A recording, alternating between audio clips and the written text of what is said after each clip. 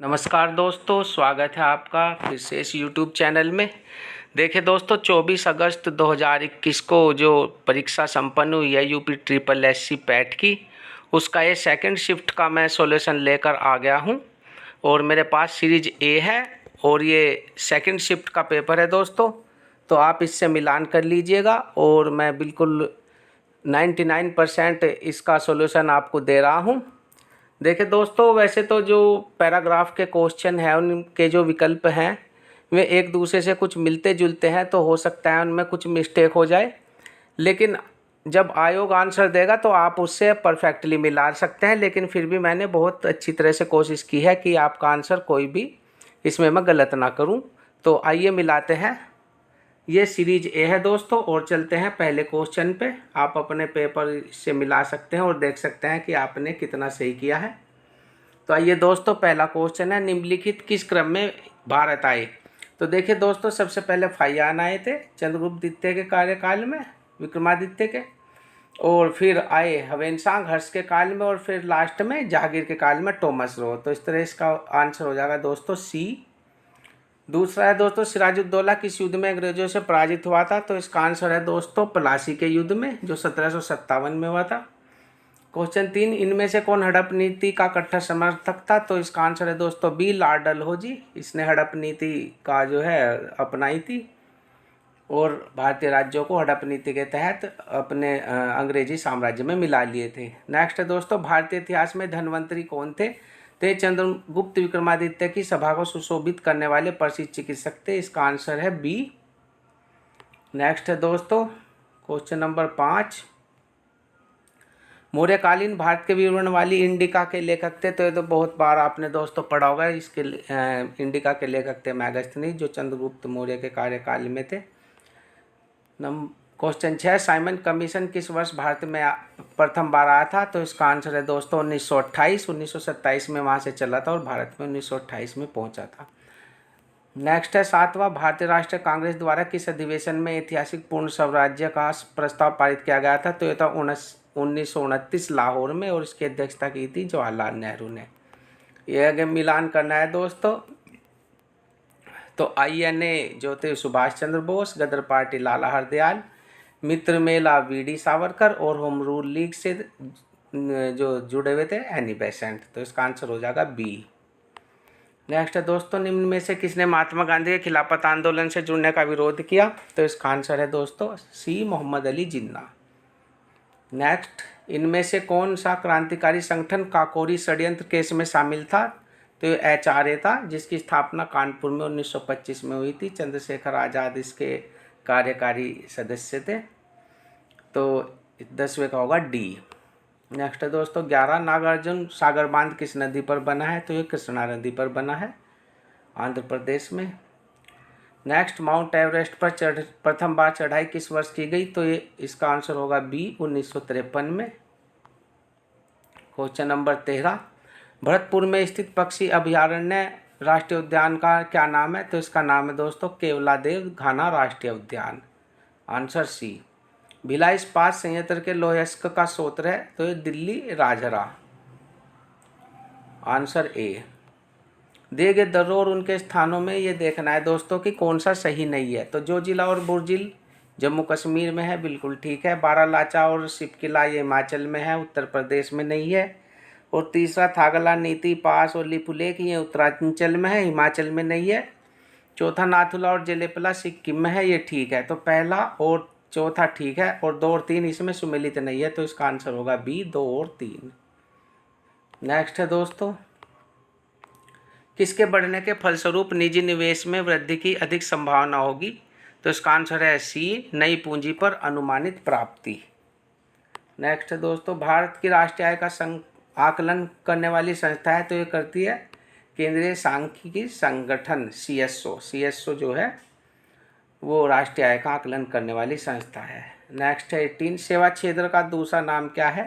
तो सेवा क्षेत्र का दूसरा नाम है टेरिटरी तृतीयक, आंसर ए। भारत में श्वेत क्रांति के जनक के रूप में कौन जाना जाता है। तो यह है डॉक्टर वर्गीस कुरियन। श्वेत क्रांति को दूध की क्रांति भी कहते हैं।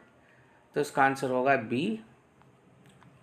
नेक्स्ट है दोस्तों भारत में आर्थिक सुधार 1991 के दौरान प्रधानमंत्री कौन थे? तो उस समय प्रधानमंत्री थे पीवी नरसिम्हा राव। 21, भारत के संविधान में इनमें से क्या राज्य सूची में सम्मिलित नहीं है? इस पे थोड़ा डाउट है दोस्तों, तो इसे आप देख लेना, फिर मैं इसका आंसर जेल लगा हूँ। आयोग देखते हैं इसका आंसर क्या देता है। तो नेक्स्ट है दोस्तों 22, निम्नलिखित में से क्या भारतीय संविधान की मुख्य विशेषता नहीं है? तो इसका आंसर होगा दोस्तों बी, प्रतिबद्ध न्याय तंत्र। ये भारतीय संविधान की विशेषता नहीं है। 23, निम्न में से क्या भारतीय नागरिकों को आर्थिक न्याय प्रदान करता है? तो वो है, ये आता है दोस्तों राजनीति के निर्देशक सिद्धांत के अंतर्गत। क्वेश्चन 24, भारतीय संविधान का कौन सा अनुच्छेद राज्य सरकारों को ग्राम पंचायतों के लिए आयोजन के लिए निर्देशित करता है? तो ग्राम पंचायत का गठन जो है दोस्तों वो है अनुच्छेद 40 में। त्रिस्तरीय पंचायती राज व्यवस्था का विचार किसने रखा था? तो ये रखा था बलवंत राय मेहता कमेटी ने। नेक्स्ट है 26, बिजली का प्रवाह सर्किट में कब होता है? तो जैसे ही आप स्विच चालू करेंगे दोस्तों तो बिजली का प्रवाह शुरू हो जाएगा, ठीक है ना। 27, प्रतिरोध की एसआई इकाई क्या है? प्रतिरोध था दोस्तों रेजिस्टेंस। रेजिस्टेंस की जो एसआई इकाई है वो है ओम, ये ओम में नापा जाता है। 28, नींबू का खट्टा स्वाद इनमें से किसकी उपस्थिति के कारण होगा? तो ये सबको मालूम हो दोस्तों, साइट्रिक अम्ल के कारण। कर्कट जनक रसायन से होता है, तो कर्कट ये है कैंसर से संबंधित है। 30, त्वचा की ऊपरी सतह क्या कहलाती है? तो एपिडर्मिस या अधिचर्म इसे कहते हैं, तो इसका आंसर होगा बी। नेक्स्ट दोस्तों, ये मैथ का सवाल है, इसे हल करना है। तो देखो 169 है, इसमें एक जोड़ 169 कम 169, उसमें 27 जोड़ के आ जाएगा, और इसी तरह फिर 13 कम 13 और इसका मान निकल जाएगा। तो इसमें एक आंसर आएगा दोस्तों, ए का 1। 32, 37 से ये 1/2 में कुल कितने 1/8 है? तो इसका हो जाएगा दोस्तों 37 दूनी 74, एक 75/2, तो 75/2 डिवाइडेड बाई 1/8, तो इसका आंसर आ जाएगा दोस्तों 300। नेक्स्ट है 33, इसका अंडर रूट निकालना है दोस्तों, दशमलव से दशमलव उड़ जाएगी, और 361/1024 यानी 19 का जो अंडर रूट है 361 का अंडर रूट निकल का आ जाएगा 19, और 1024 का 32, तो 19/32 इसका आंसर हो जाएगा। एक शहर की जनसंख्या में 4% की वार्षिक वृद्धि होती है, परंतु स्थानांतरण के कारण आधा % वार्षिक तक घट भी जाती है। तो इसका दोस्तों आगे देखो 4% में से आधा % गया तो 3.5% वृद्धि हो रही है। तो 3 वर्षों की निकालनी, तो 3.5 + 3.5 + 3.5 तो 10.5 हो जाएगा, लेकिन इसमें थोड़ा सा वृद्धि का प्रतिशत जो दे रखा है तो वो भी बढ़ जाएगा, तो आंसर आएगा 10.8। कुछ ने इसका 10.5 लगा होगा, लेकिन ये वृद्धि का प्रतिशत कह रहा है तो थोड़ा सा उसमें और इंक्लूड होगा, तो आंसर आएगा 10.8। तो नेक्स्ट है दोस्तों 35, 13 परिणामों का औसत 68 है, पहले 7 का 63 और आखिरी 7 का 70। तो देखिए दोस्तों ये हल हो जाएगा कि पहले 7 का जो 63 है तो 7 से 63 की गुना कर देंगे, और फिर लास्ट के 7 की 70 से गुना कर देंगे, जो डिफरेंस आएगा वो 7वें का परिणाम निकल जाएगा, तो इसका निकल का आएगा 47। ये हिंदी के आगे दोस्तों, अब हिंदी में देखते हैं, निम्न में से तीक्ष्ण का विलोम शब्द क्या है? तो तीक्ष्ण का होगा विलोम कुंठित। गजवदन का पर्यायवाची, गजवदन यानी हाथी से संबंधित है, तो हाथी या गजवदन यानी गणपति, गणपति का मुख, हाथी का मुख यानी गणपति। कांटों से भरा हुआ वाक्य के लिए नीचे दिए विकल्प में से एक शब्द चुनिए, तो इसका होगा दोस्तों कंटक किरण। 39, दूध का दूध पानी का पानी मुहावरे का अर्थ क्या है? तो इसका अर्थ होगा दोस्तों उचित निर्णय करना। जैसे आपने सुना होगा दूध का दूध पानी का पानी कर दिया, तो उचित निर्णय दिया। 40, शुद्ध वर्तनी का चयन कीजिए। तो शुद्ध वर्तनी दोस्तों इसमें है बहिष्कार, ऑप्शन सी। नेक्स्ट दोस्तों इंग्लिश के क्वेश्चन आ गए हैं, आप अच्छे से पहले को पढ़ लेना और फिर उसके देखो मैं बता रहा हूँ। तो 41 का है, the author set pairing into the darkness because, अंधेरे में से उस क्या हुआ ऑथर को, तो ही वाज अफ्रेड, वह अंधेरे से डर गया। नेक्स्ट है the author jumped out of bed because, लेखक ने बिस्तर से जंप लगा दिया, क्यों? क्योंकि a cold breeze blew past the face, तो इसका सी हो जाएगा दोस्तों, 42 का C. Which one of the following did the author do first, लेखक ने सबसे पहले क्या किया? तो लेखक ने सबसे पहले दोस्तों लाइट का इंतजाम किया था, जो इसमें नहीं है, तो नन ऑफ दीज, इसमें लाइट का कोई ऑप्शन नहीं है। तो नेक्स्ट है दोस्तों, give synonym for the following word pride. देख प्राइड जो प्राउड है दोस्तों, प्राउड गौरव करना, गर्व गर्व करना, तो इसका जो ऑप्शन होगा दोस्तों सी, इसका जो मिलता जुलता dignity, option C. Give antonym for the following word कीन।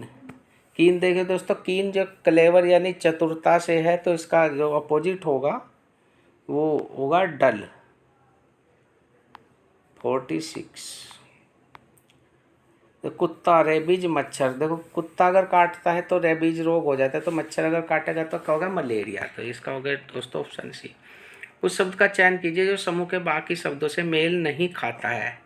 तो देखिए दोस्तों, नन, मुनि, पादरी, ये सभी धर्म से संबंधित है, धर्म से जुड़े हुए हैं। मुनि लोग जो में ऋषि मुनि होते थे, और पादरी जो चर्च में होते हैं, नन भी ये चर्च से ही जुड़े हुए हैं, तो इनमें सूरवीर अलग है दोस्तों। 48 में देखो दोस्तों, कंप्यूट्रोल, इसमें दोस्तों देखो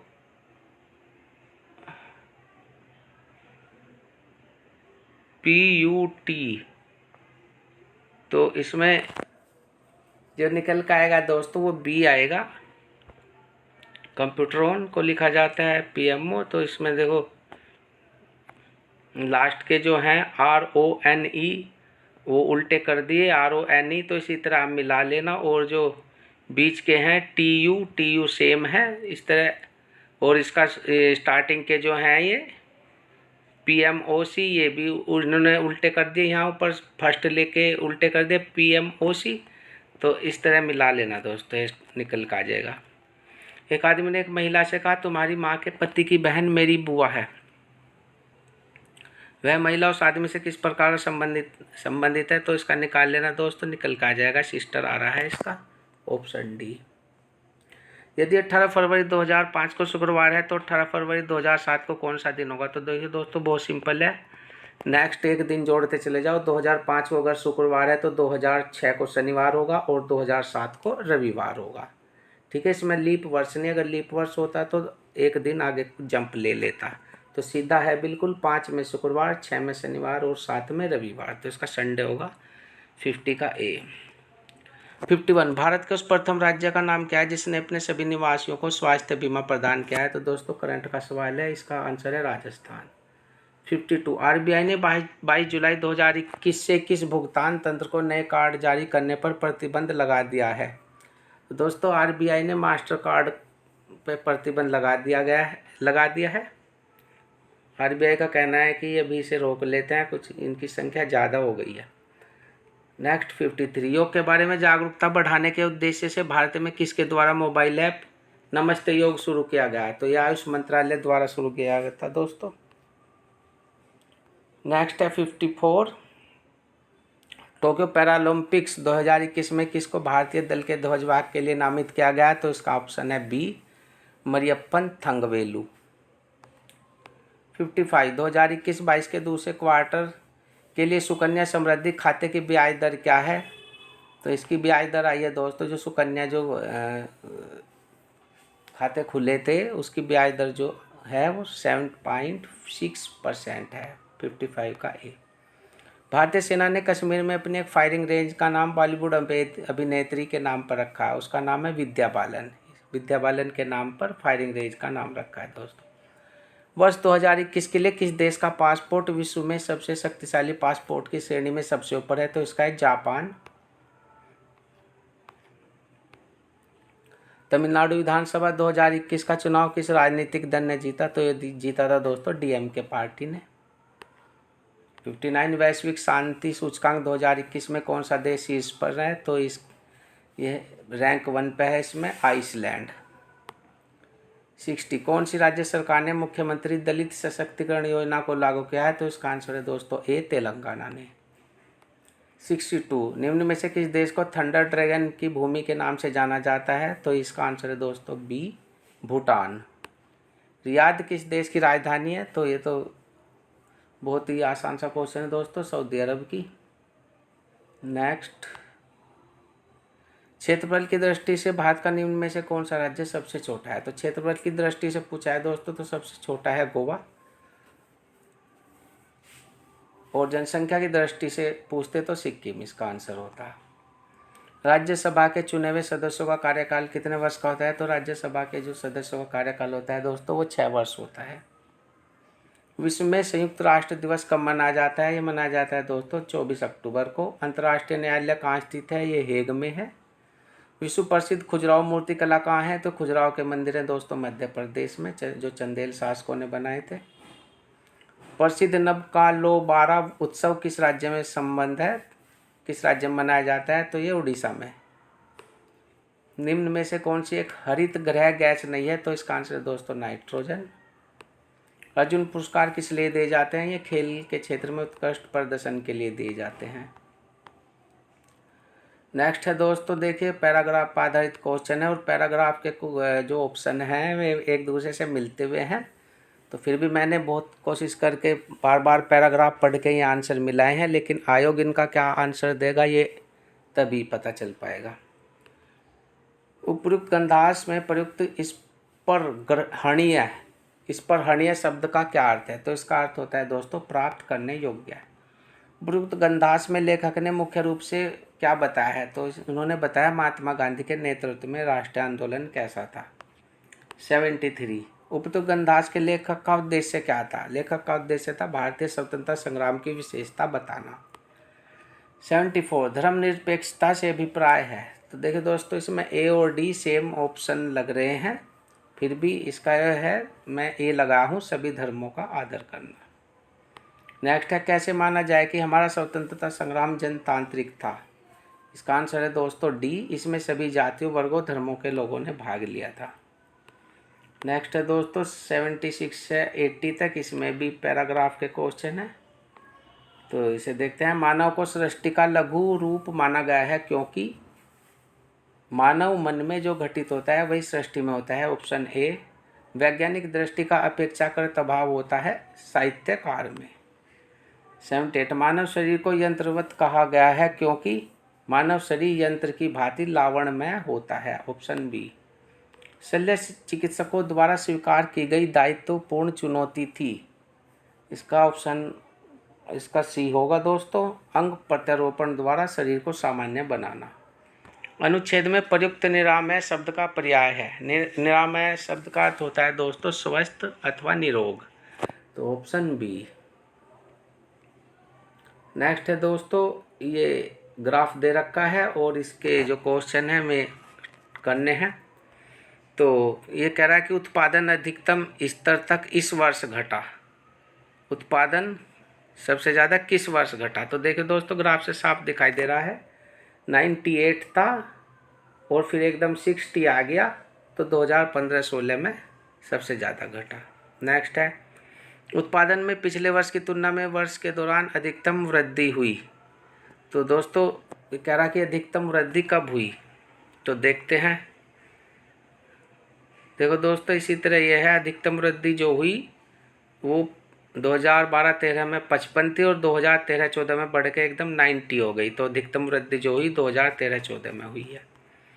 प्रथम 3 वर्ष दौरान औसत उत्पादन था तो दोस्तों प्रथम 3 वर्ष के जोड़ लेंगे और 3 से भाग कर देंगे, हो गया 8 4 12 2 14 1 4 5 4 9 5 14, 144 को 3 से भाग कर देंगे तो दोस्तों निकल के आ जाएगा आपका आंसर। नेक्स्ट दोस्तों 84। सीमेंट का अधिकतम उत्पादन दर्ज हुआ इस वर्ष? देखो सीमेंट का अधिकतम उत्पादन देखो दोस्तों किस वर्ष हुआ है? अधिकतम उत्पादन हुआ है आपका दोस्तों ये है 2014-15 में 98, तो 2014-15 इसका आंसर हो गया। नेक्स्ट है, वर्ष 2011-12 के दौरान उत्पादन वृद्धि प्रतिशत पिछले वर्ष की तुलना में थी। तो 11-12 के दौरान जो वृद्धि हुई है वो पिछले वर्ष की, यानी उससे पिछले वर्ष से में कितनी थी और अगले वर्ष में कितनी है, तो दोस्तों उसका परसेंटेज निकल कर आ जाएगा 31.8। नेक्स्ट 86 से 80 90, ये भी ग्राफ दिया है दोस्तों, तो इसका देखते हैं। 86 से 86 2014-15 से 15-16 के दौरान एक्स के आयात में वृद्धि प्रतिशत है। तो 14-15 से 15-16 के दौरान देखो दोस्तों, 900 थी, फिर होगी 1200, तो कितना 300। तो 300 कितने पे हुआ है दोस्तों, तो 900 पे, तो इसका निकल के आ जाएगा 300 बटे 900 गुना 100। तो इस तरह निकल के आ जाएगा दोस्तों, इसका आएगा 33.3।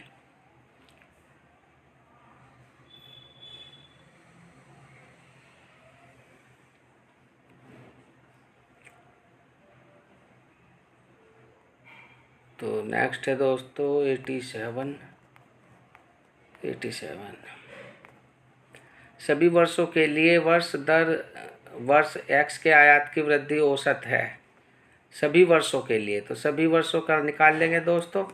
सभी वर्षों में इस तरह जो इसमें करते चले जाएंगे कि सभी वर्षों का कह रहा कि जैसे 7 से 900 के बीच 200 आ गया, फिर 900 से 1200 के बीच 300, तो इस तरह फिर ये 1200 हो गया 0, 1200 300 आ गया, इसमें 100 आ गया, फिर यहाँ से 1300 से 700 आ गया। तो जो इनका डिफरेंस है दोस्तों, उन्हें सबको जोड़ लेंगे और 7 से भाग कर देंगे, तो इस तरह सबका निकल के आ जाएगा। इसका आंसर आएगा A 260। विगत कितने वर्षों तक एक्स का आयात एक्स के औसत आयात से अधिक था। तो एक्स का आयात एक्स के औसत आयात से पूछा है दोस्तों, तो अगर हम इन सब को भाग करेंगे तो जो आएगा वो 1200 से ऊपर आएगा, और 1200 से ऊपर में 2 हैं, ये 1300 और 2000, तो इसका जो आंसर आएगा 2 आएगा दोस्तों। एक्स के औसत आय से अधिक आयात और एक्स के औसत आय से कम आयात के वर्षों का अंतर, तो इसका भी आंसर इसी तरह निकलेगा दोस्तों, इसका भी आंसर 2 आएगा।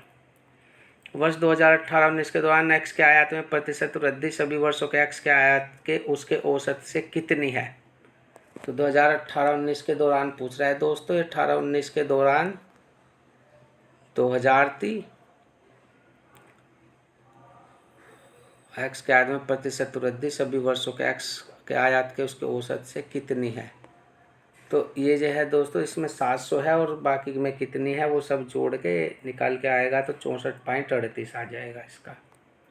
नेक्स्ट ये तालिका दी है दोस्तों, देखो इस तालिका के आधार पर क्वेश्चन करना है। तो पहला क्वेश्चन है 91, मंगलवार को ए द्वारा बेची गई वस्तु तथा शनिवार को सी द्वारा बेची गई वस्तु का अनुपात क्या है। तो मंगलवार को ए द्वारा बेची गई तो 35 आ गया दोस्तों, और शनिवार को सी द्वारा 45 आ गया, तो इसका तो सीधा निकल जाएगा अनुपात दोस्तों 5×35 5×45, तो 7:9 इसका आंसर आ गया दोस्तों, 5×35 और 5×45। नेक्स्ट है दोस्तों 92।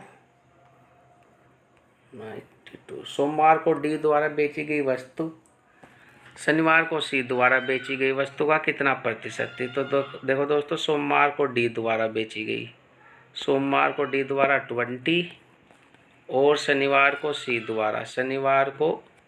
द्वारा यानी 45। तो 20 का और 45 का प्रतिशत निकालना है दोस्तों, तो इसका निकल के आ जाएगा आपका 44.44। 93 BCD द्वारा क्रम सोमवार मंगलवार तथा शनिवार को बेची गई वस्तुओं का औसत क्या है। तो इसी तरह BCD द्वारा सोमवार मंगल तथा शनिवार, तो बी का सोमवार को यानी 45,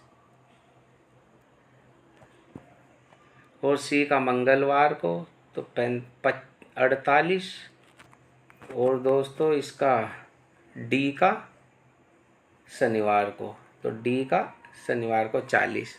तो इनका सबका दोस्तों औसत आ जाएगा, तीनों को जोड़ के 3 से भाग कर देंगे, ये निकल कर आ जाएगा। सप्ताह के सभी 4 दिनों में डी वस्तु की बिक्री की तुलना बी वस्तु की कितने प्रतिशत में वृद्धि हुई। सप्ताह के सभी 4 दिनों में, तो डी का और बी का निकालना है दोस्तों। तो इसमें हम ये डी का जोड़ लेंगे 20, 26, 41, 40, और इसका डी का जोड़ लेंगे और बी का जोड़ लेंगे, और ये कह रहा है कि कितने प्रतिशत की वृद्धि हुई। तो प्रतिशत की वृद्धि आ जाएगी। इसमें से दोनों को जोड़ के दोनों का डिफरेंस निकाल के और बटे 100 करके, तो इसमें 28.3 इसका आंसर आ जाएगा। नेक्स्ट, सोमवार को बेची गई वस्तुओं की औसत और शुक्रवार को बेची गई वस्तुओं की औसत के मध्य कितना अंतर है। देखो दोस्तों, ऐसे सोमवार को बेची गई वस्तुओं की औसत और शुक्रवार को, तो सोमवार का देख लो, ये सोमवार का जुड़ जाएगा 40, 45, 25, 20 और शुक्रवार का जुड़ जाएगा 25, 28, 15, 41 और जो इनका डिफरेंस होगा दोस्तों वो इसका आंसर हो जाएगा। तो ये दोस्तों इस तरह आप अपने आंसर मिला लेना।